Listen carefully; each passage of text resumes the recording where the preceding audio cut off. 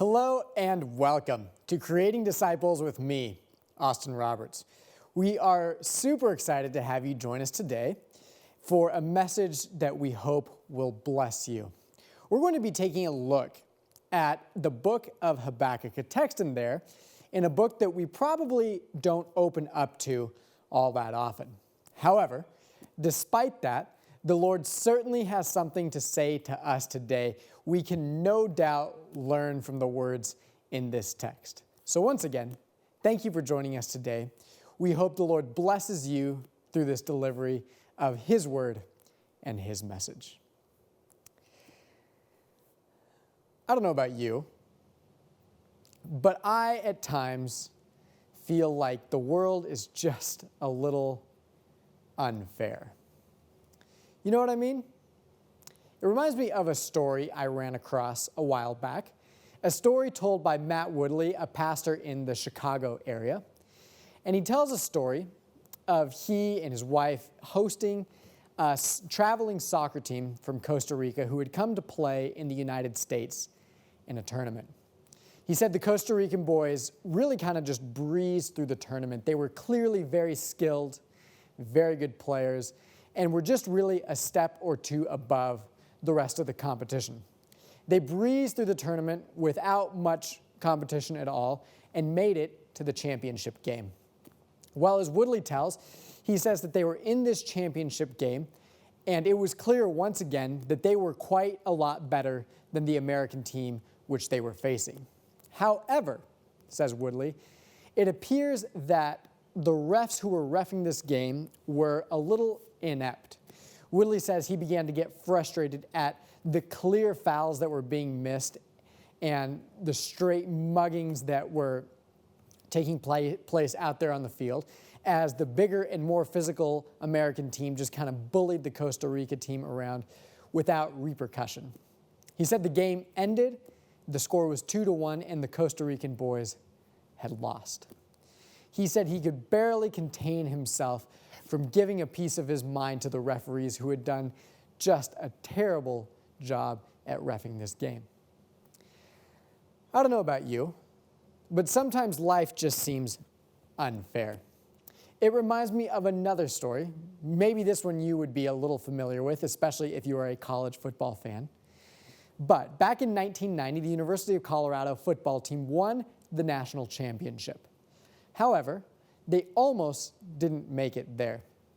You see, earlier on in the season, the University of Colorado was playing the University of Missouri in a football game when something inexplicable happened.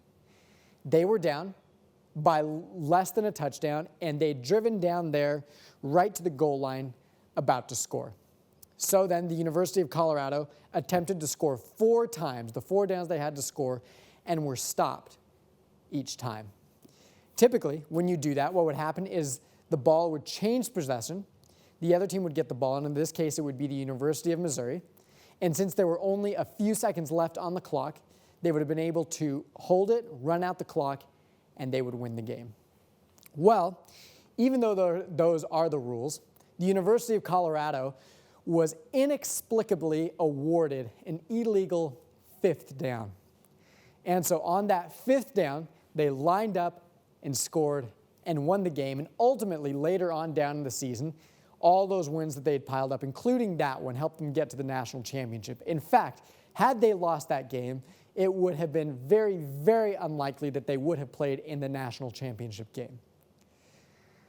Sometimes it just feels like life is unfair. And even after the game, the coach of the University of Colorado, who was an outspoken Christian, said he felt like they had deserved that win. They'd played and they'd won, which is just objectively untrue. Even though they'd played hard, they hadn't earned that win. They were given something that didn't belong to them, and they used it to their advantage and won. Life, I suppose, is just like that sometimes. And so we, as followers of Christ, as Christians, as people who love Jesus, doubtless question God sometimes. We question the way He officiates the game of life. We say, God, how can you allow this to happen? All you have to do is just take a look at the world around us. We see unfair things going on in our country, in our world, in our own homes, families, places of work, perhaps. And it seems that every time we turn around, everywhere we look, there's just one more unfair thing. Good things happen to bad people, bad things happen to good people. And we just kind of sit here and say, God, how can you allow this to happen? This is so unfair. What is this? God, how could you? This isn't the way it's supposed to be. This isn't fair. And if you've said those words, I can certainly empathize with that. I have said those words at certain times of my life, and it just feels that sometimes God is kind of officiating an unfair game in this life that we live. Well, if you feel that way, I would say, take courage. For you're not the only one. Many others throughout the annals of history have felt the same way.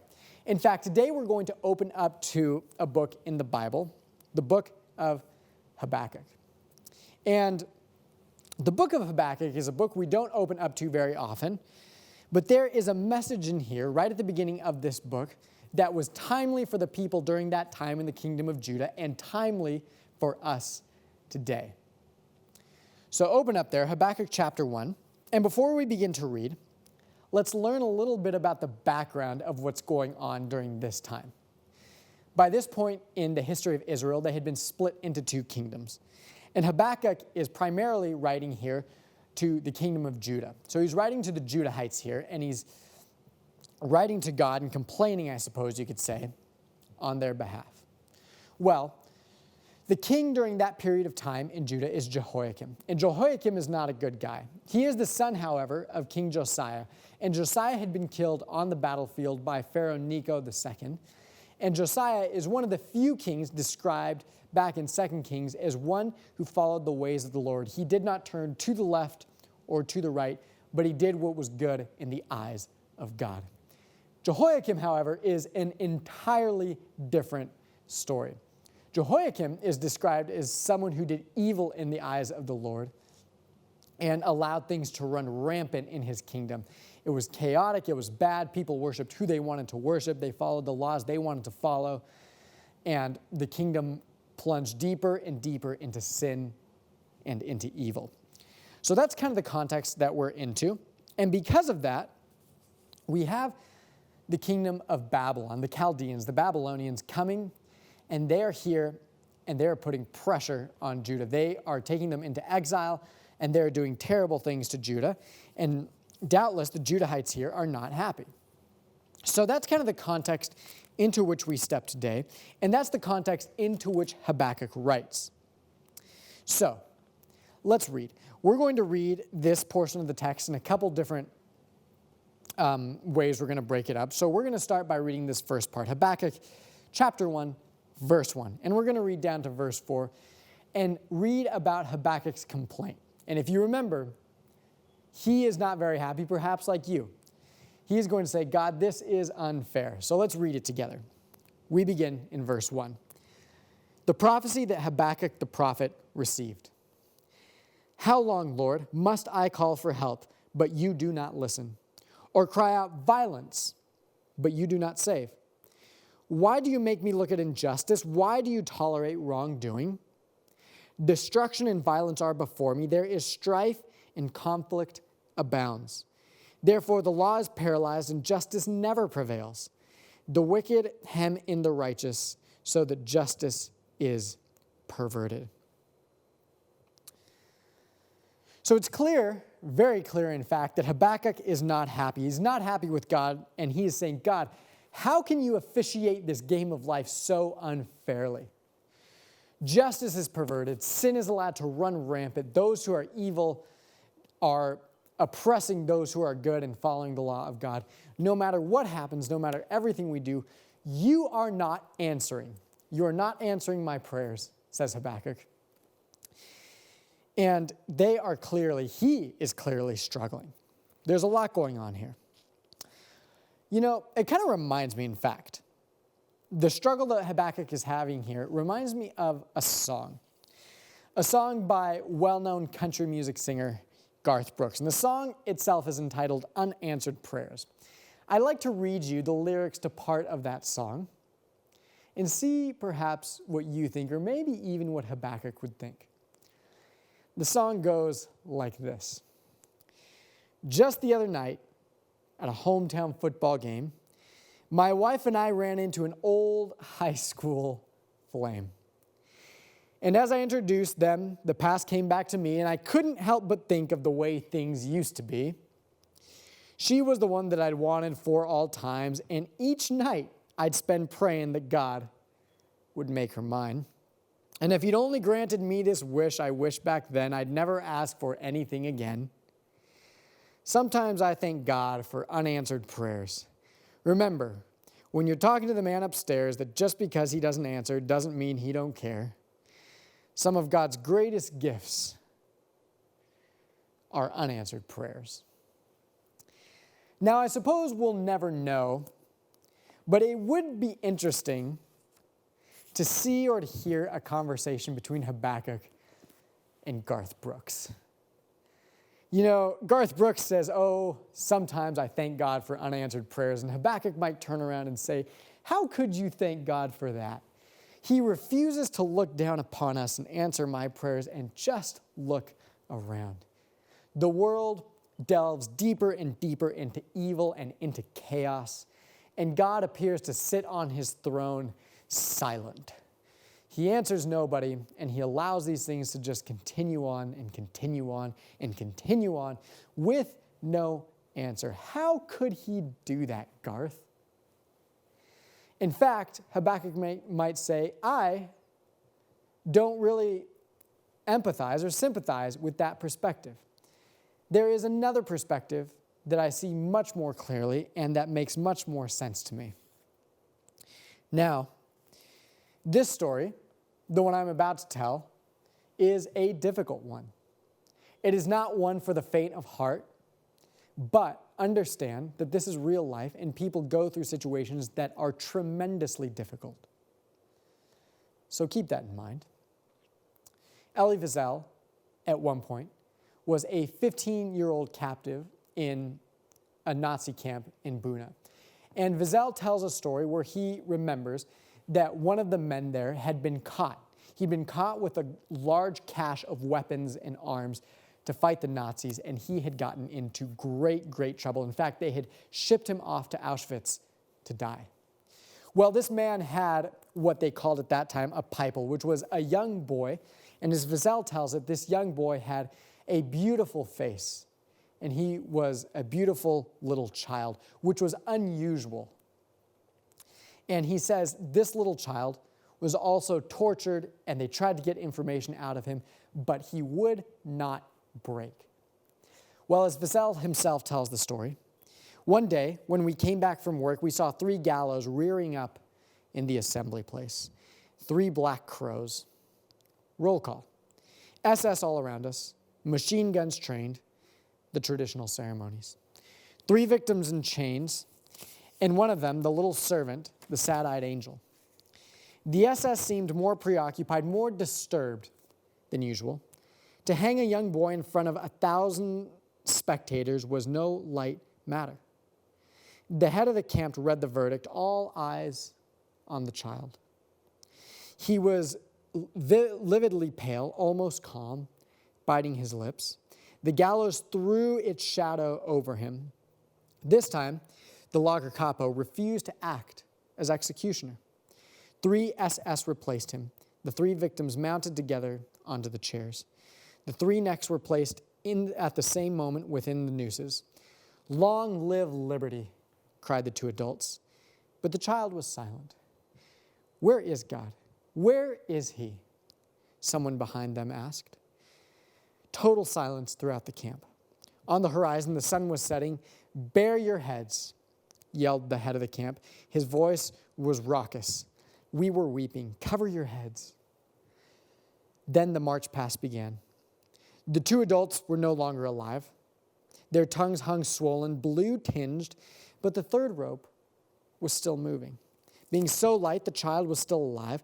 For more than half an hour, he stayed there, struggling between life and death, dying slowly in agony under our eyes. and we had to look him in the face. He was still alive when I passed in front of him. His tongue was still red. His eyes were not yet glazed. Behind me, I heard the same man asking, "Where is God now?" And I heard a voice within me answer him, "Where is he? He is here. He is hanging here on this gallows." That night, the soup tasted of corpses. And to that, Habakkuk might say, where is God indeed? Where is he? You see, even though Garth Brooks may thank God for unanswered prayers, I believe that Habakkuk would probably sympathize much more with Elie Wiesel. And he might say, "Oh, Garth, come on.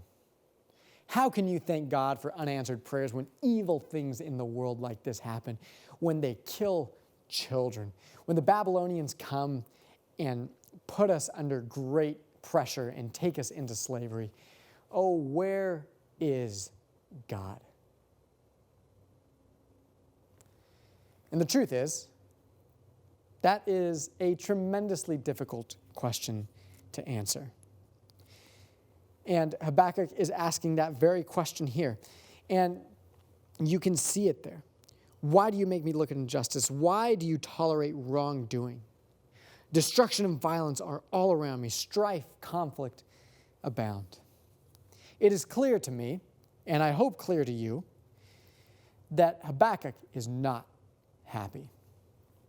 But despite that, we're going to continue. We're going to move on forward because God gives a response, in fact. So let's keep reading. Habakkuk chapter 1 once again, but this time we begin in verse 5. So let's see how the Lord responds to Habakkuk here. The text says, "Look at the nations and watch and be utterly amazed. For I am going to do something in your days that you would not believe, even if you were told. I am raising up the Babylonians, that ruthless and impetuous people who sweep across the whole earth to seize dwellings not their own. They are a feared and dreaded people. They are a law to themselves and promote their own honor. Their horses are swifter than leopards, fiercer than wolves at dusk. Their cavalry gallops headlong, their horsemen come from afar. They fly like eagles, swooping to devour. They all come intent on violence. Their hordes advance like a desert wind and gather prisoners like sand. They mock kings and scoff at rulers. They laugh at all fortified cities. By building earthen ramps, they capture them. Then they sweep past like wind and go on. Guilty people whose own strength is their God." Wow, what a response from God. He says, "I'm going to raise up the Babylonians, and they're going to roll through here like a thunderstorm, and they're going to break everything." And we think, whoa, what a response from God.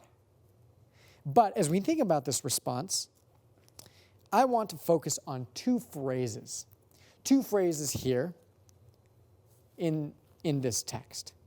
The first one we find here right at the beginning. It's in verse 5. It's kind of a short phrase, easy to gloss over once you get into the text, but I think it's very important. God says, "Look at the nations and watch and be utterly amazed." And he says, "For I am going to do something in your days that you would not believe even if you were told."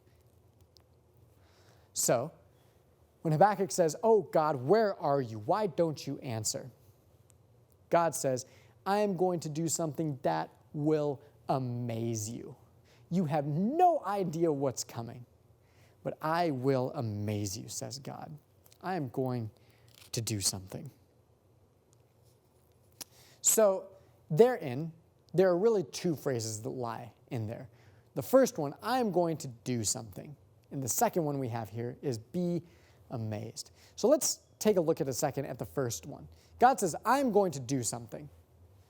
And so when Habakkuk cries out, you're not doing anything, God says, I am going to do something. I'm reminded once again of another story. A story told by the well-known preacher, Tony Campolo. He says when he was a child, he used to attend a church that used to in kind of a morbid way, glorify all these different terrible things that were going on in the world. And as Campolo says, he said, well, they would look at these things, bombings, shootings, war, rumors of war, as signs that Jesus was coming soon. And they almost reveled in that, says Campolo. And he thought that was strange, but he remembers one particular Sunday after church being invited over to one of the church ladies' homes. And when they got there, she asked him if he wanted to sit down, and he said sure, so she directed him over to this large overstuffed chair. And as he sat, she pushed a button on the chair and it began to vibrate. And then, as if that weren't enough, she brought over to him fresh lemonade, turned the TV on, and Campolo said he got to sit there in that overstuffed vibrating chair, drinking his lemonade and watching the Philadelphia Phillies try to win the pennant. And he thought, wow, this is what destruction and death looks like? Because he could hear her in the kitchen talking about those things to the other people who were there. And he thought, oof, what a life. Well, in response to that story, Campolo says this: we all know that there is suffering going on in the world today and that Christians are being persecuted and even martyred. But amidst the evil that we see out there, we must recognize that not everything is negative. There are spiritual revivals going on around the world. There are movements to achieve social justice more evident than ever before in history. If you look for them, there are signs of a glorious and peaceable kingdom breaking loose among us. The kingdom of God is not only coming, but in many respects, it is already growing up in the midst of us. And the truth is, the kingdom of God is coming, and we are part of that, and we can help bring that to this world. Even though we look around and we see death on our left and destruction on our right and terrible things in front and behind us, God is at work. He says, I am going to do something. So, when we sit here and we think, God, why don't you answer our prayers? Know that He is at work and know that He promises to do something, because that is who God is. And then realize that not everything is terrible and not everything is negative. But then there's that second phrase, watch and be utterly amazed. Now I want you to think about that for a second. When you think about things in your own life that are amazing, incredible, spectacular, and there are doubtless things that we see from time to time that would fit those descriptions. But God uses that here, and He uses that for a good reason. He says, watch and be utterly amazed, because I am going to bring the Babylonians. And to us, we think, okay, He's going to bring the Babylonians. We've read this before. We know the story, perhaps. But to Habakkuk, that would have been amazing. So let me tell you a little bit about Babylon, about the Babylonians and their kingdom. So Babylon was basically obsessed with war and with conquering and with taking over as much of the known world as they possibly could. They didn't do much in terms of culture and so forth at home until later on in their kingdom, because at the beginning they were once again obsessive about war. So they would go out and they would flatten areas of the world. They would roll out like a thunderstorm and take things over like a hurricane. That was Babylon. They prided themselves in their strength and in their ability to win war and win at battle. That's just who they were. Well, think about that. And that's Babylon, and that's just how they are. And so God says, I'm going to bring this nation here, and they're going to take over Judah. And Habakkuk, no doubt, is thinking, Babylon, are you kidding? You're going to use, of all things you could possibly use, oh God, Babylon is what you decide on? They are awful. They are evil and sinful. How could you decide to use Babylon against us? That is terrible.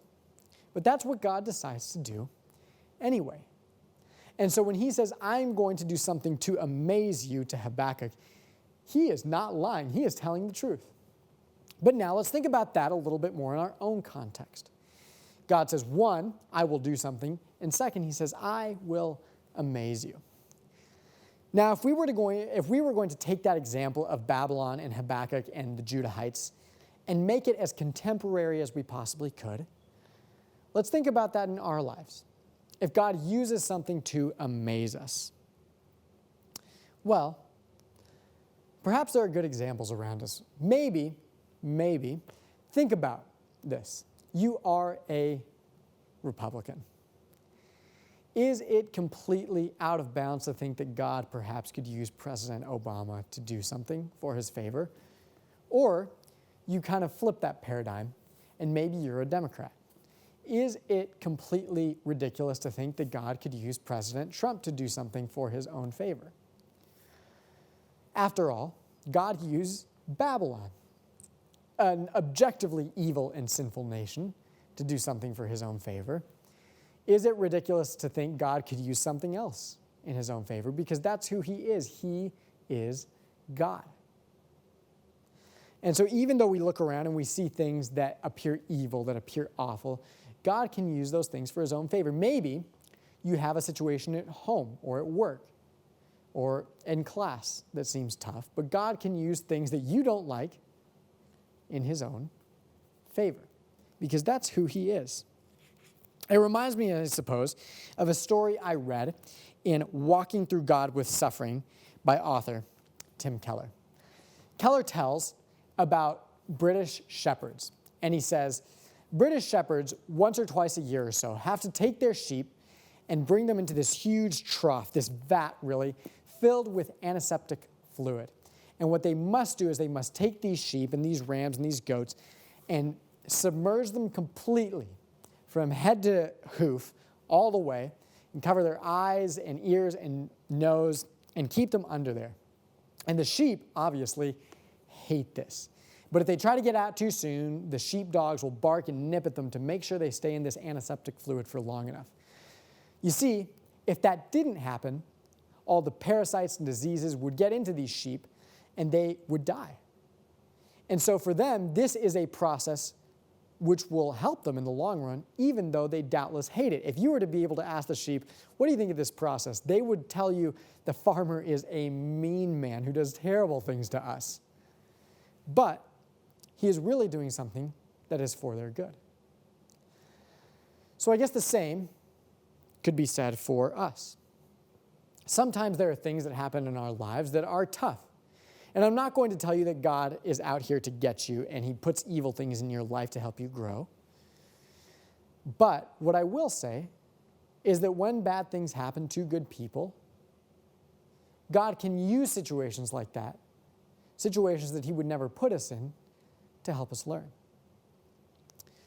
And I know that's tough to hear and difficult, as it was for Habakkuk, but it's true. Thank you for joining us today on Creating Disciples. We hope you have a wonderful day.